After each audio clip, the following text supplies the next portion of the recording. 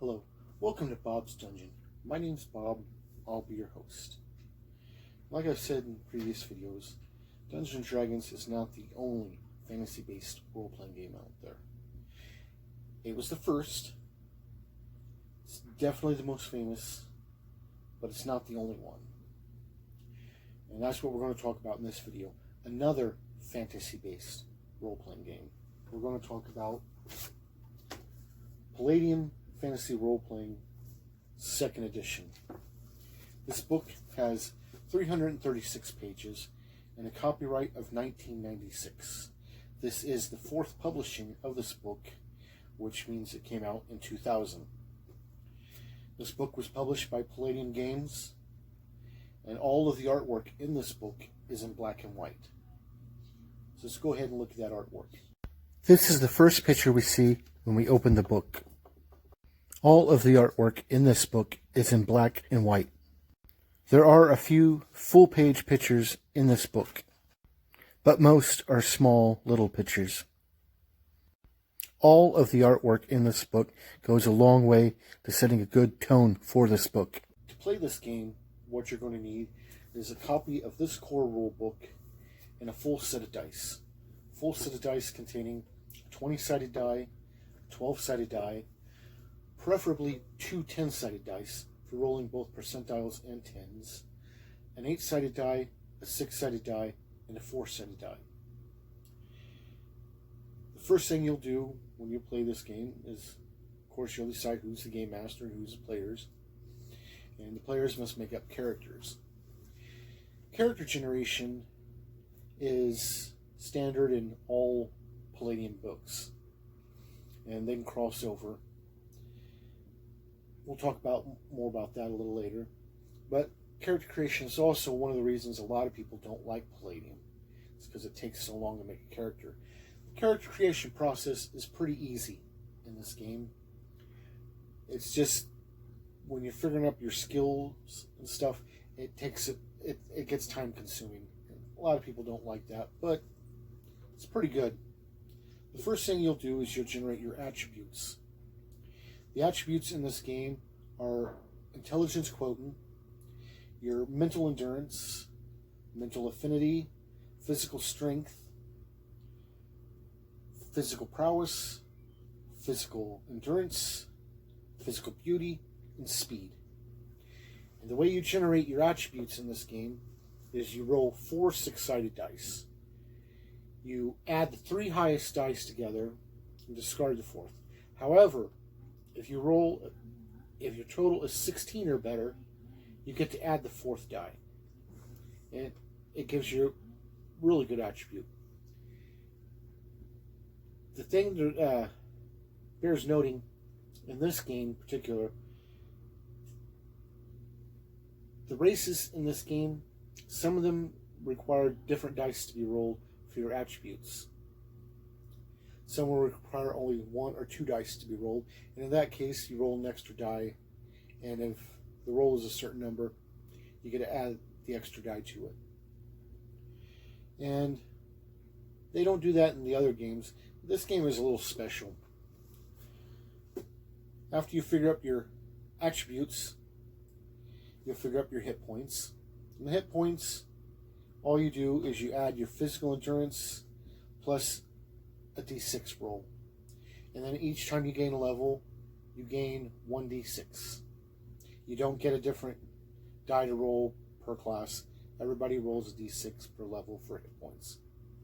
And then you have your SDC, which stands for Structural Damage Capacity. Your SDC is figured out depending on what type of character you are.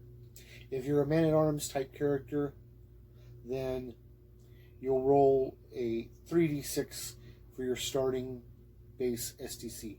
If you're any other class, you roll 1d6.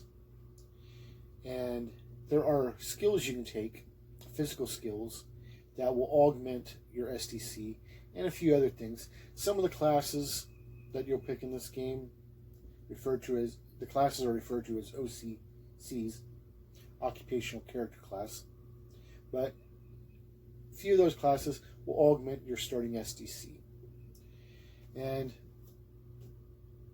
the way it works is your SDC is what they have to go through to actually do damage to your hit points. Once your SDC is gone, they do damage directly to your hit points. And your SDC is stuff like bumps and bruises and stuff. And then your hit points is your real damage, broken bones, internal bleeding, whatnot, which is pretty cool.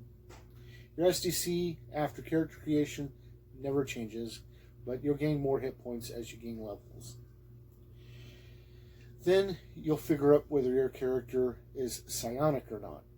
And you roll a percentile die, compare it to the chart they have in here, and it'll tell you whether you have psionics or not.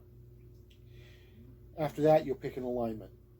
And the alignments in this game, there are 3 main alignments, each broken up into smaller components.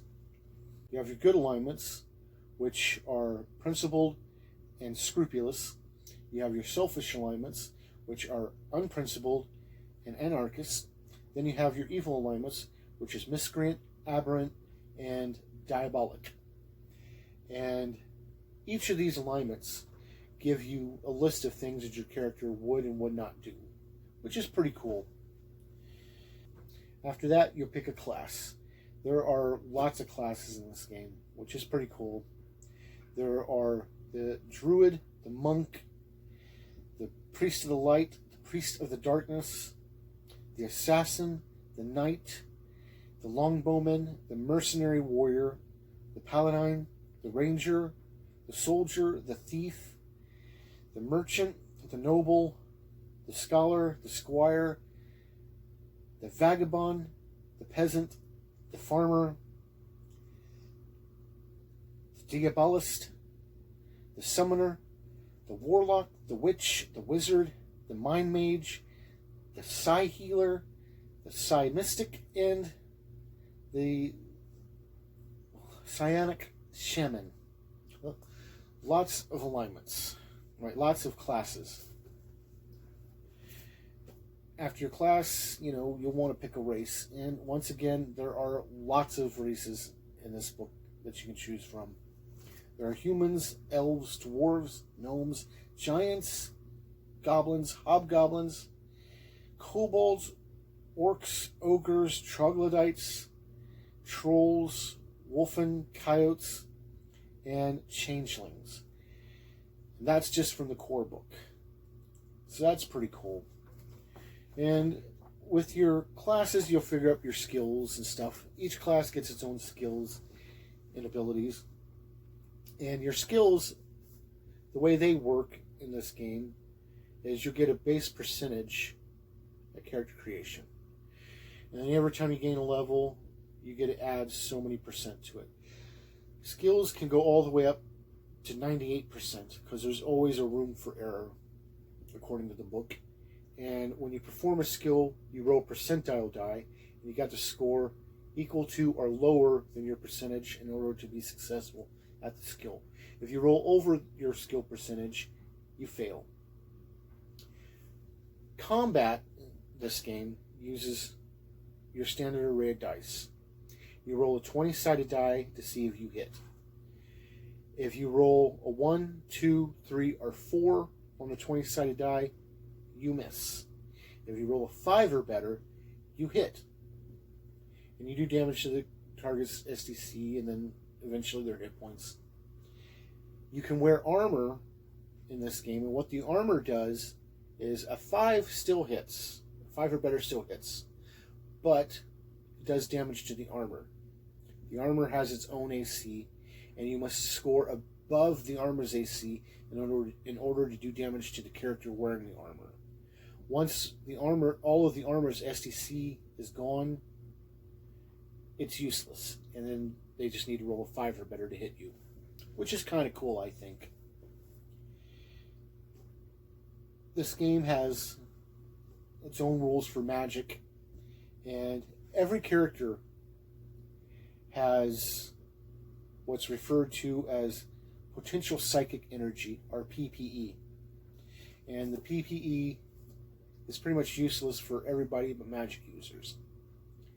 And the magic users spend PPE points in order to cast spells.